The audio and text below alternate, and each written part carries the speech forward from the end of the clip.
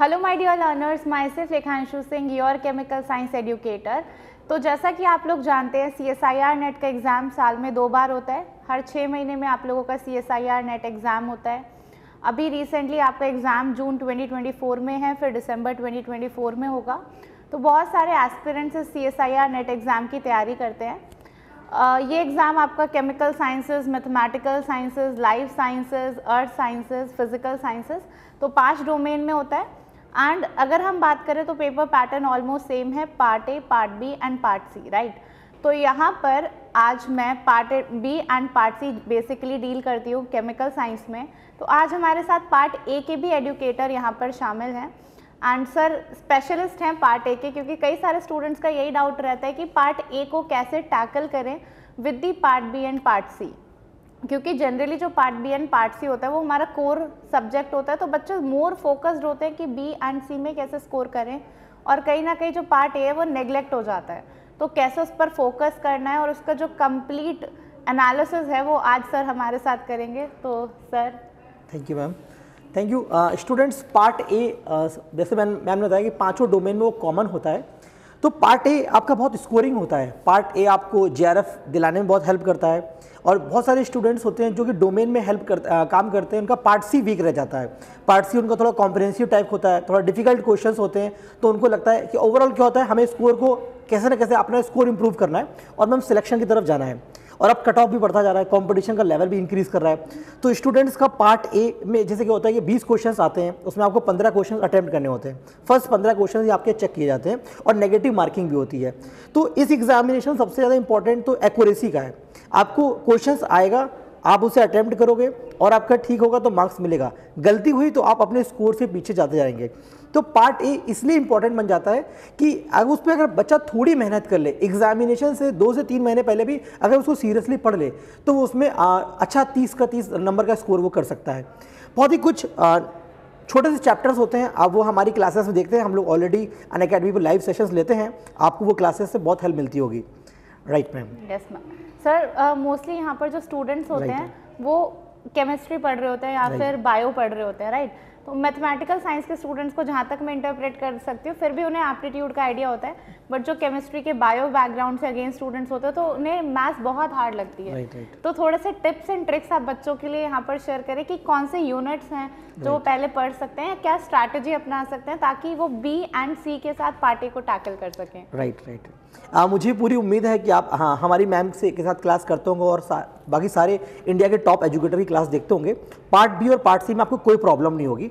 बात रही part A, जो सब जगह कॉमन है, उसमें कुछ ज़्यादा परेशान होने की जरूरत नहीं है। जस्ट सिंगल स्टेप है, वन स्टॉप सोल्यूशन है, follow the Unacademy.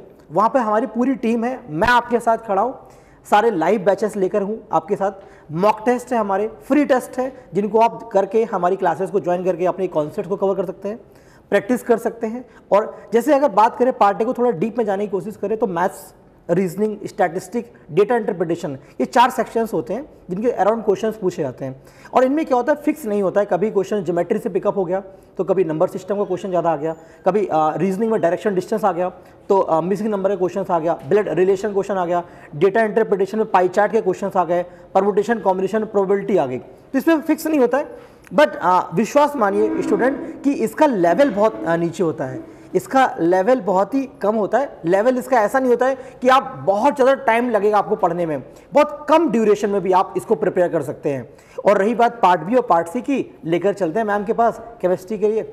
Ma'am, part B और पार्ट सी में आपको क्या लगता है कि पार्ट बी ज़्यादा ईजी पड़ता है स्टूडेंट के लिए, पार्ट सी है तो दोनों ही केमिस्ट्री, बट क्या ईजी पड़ता है? सर एक्चुअली देखिए, पार्ट बी एकदम स्ट्रेट है, it is like a concept based question जो आना है। तो अगर स्टूडेंट ने उसे पढ़ रखा है तो वो पार्ट बी में टाइम नहीं लगेगा, क्योंकि इट्स लाइक कि जो स्टेटमेंट बेस्ड क्वेश्चन होगा या फिर जो डायरेक्ट एक तरीके से हम कहते हैं ना लर्निंग बेस्ड कॉन्सेप्ट या डायरेक्ट फॉर्मूला बेस्ड चीज़ हो गई, ज़्यादा ट्रिकी नहीं होता। बट अगर आपने पढ़ा है तो आप डायरेक्टली कर लोगे। बट पार्ट बी के साथ एक दिक्कत भी है कि अगर आपने वो टॉपिक पढ़ा नहीं है, अगर आपने वो चीज़ लर्न नहीं कर रखी है तो फिर वो आप कर भी नहीं सकते। तो पार्ट बी इज़ लाइक कि स्ट्रेट फॉरवर्ड क्वेश्चन आते हैं। जो मेन एनालिटिकल पार्ट रहता है आपका वो पार्ट सी रहता है, क्योंकि उसमें ये नहीं कि अगर आपको एक कॉन्सेप्ट आता है तो आपका क्वेश्चन बन जाएगा। वो मल्टीपल कॉन्सेप्ट आपके चेक करते हैं और 2-3 यूनिट एक ही टॉपिक, एक ही क्वेश्चन में लिंक्ड रहती हैं। तो अगर हमने एक टॉपिक कर भी लिया तो फिर बी एंड सी इस तरह के क्वेश्चन आते हैं कि अच्छा ए बी सी डी, तो अगर आपको ए पता है बी पता है बट सी और डी नहीं पता तो आप फाइनल रिजल्ट तक नहीं पहुंच पाओगे। तो मेन जो प्रैक्टिस का खेल रहता है वो सारा पार्ट सी के लिए रहता है। 60 क्वेश्चंस आप लोगों को दिखेंगे जिसमें आपको 25 क्वेश्चन करने हैं।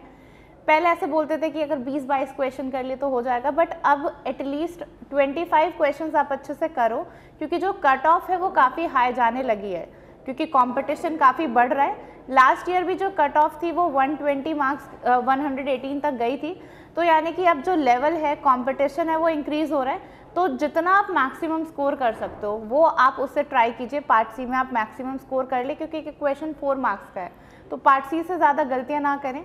जनरली होता है कि पार्ट बी और पार्ट ए में तो चॉइस भी कम होती है, 5 ही क्वेश्चन आप छोड़ सकते हो, तो वहाँ पर थोड़ा सा प्रेशर भी बिल्ड होने लगता है कि अगर 5-6 क्वेश्चन भी मिस हो गए तो फिर लगता है अब तो क्वेश्चंस नहीं बन रहे, तो वहाँ पर थोड़ा सा पैनिक मूवमेंट भी स्टूडेंट्स के लिए डेवलप हो जाता है।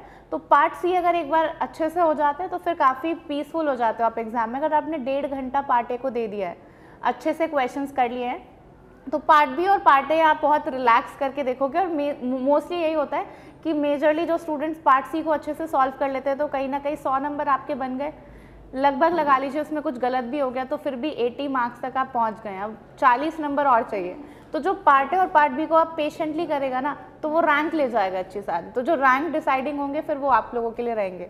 तो पार्ट सी का खेल है, उसमें सब कुछ आपको डिटेल में पढ़ना है। उसके लिए सबसे पहले जो जितने भी आपके जो डिटेल्ड बैचेस हैं वो वहाँ पर मस्ट आपने करे होने चाहिए अनअकैडमी पे, क्योंकि जब तक आपका पूरा कॉन्सेप्ट क्लियर नहीं होगा तब तक आप उन्हें बना नहीं सकते।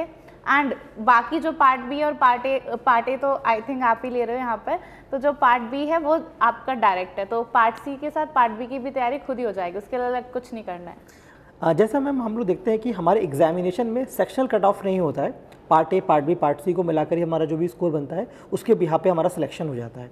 तो क्या ऐसा लगता है आपको पार्ट बी और पार्ट सी में जिसका लेवल टफेस्ट है, क्या हम उसे स्किप कर भी अपने सिलेक्शन को अचीव कर सकते हैं?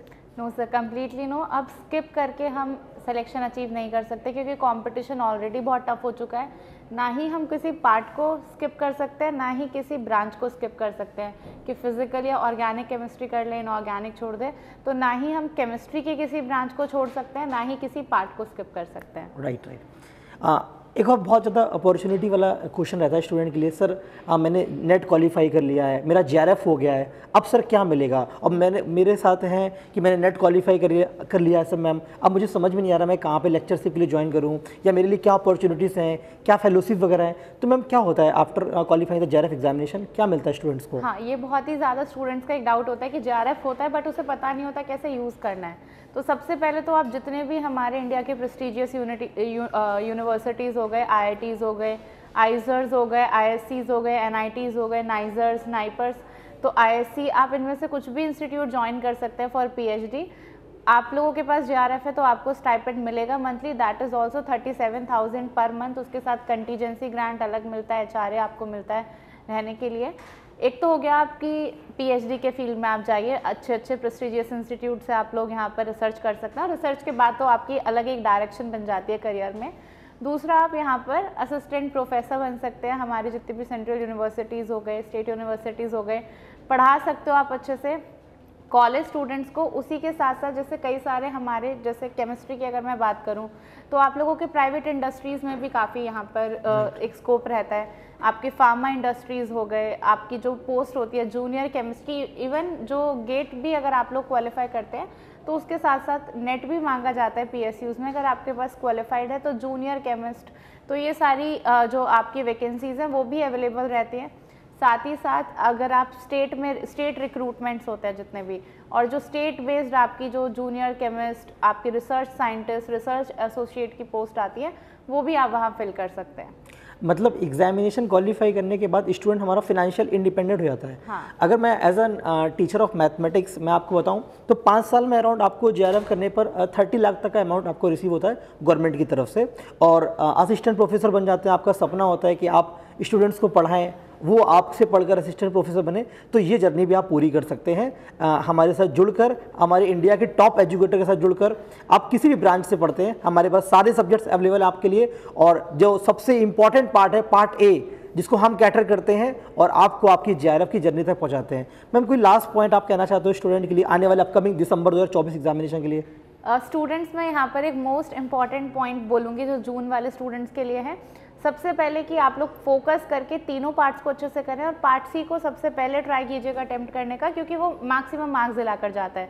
100 नंबर का खेल है तो सबसे पहले पार्ट सी को अच्छे से कीजिए 1.5 घंटे में, फिर पार्ट बी और पार्ट ए को आप चॉइस वाइज, अगर आप लग रहे हो सी से एग्जॉस्ट हो गए तो ए को करो देन बी को।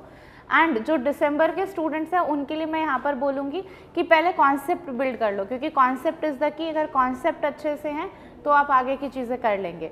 So this is my thing for everyone, and stay positive, stay calm, stay cool and stay composed, and let's crack it together. Let's crack it.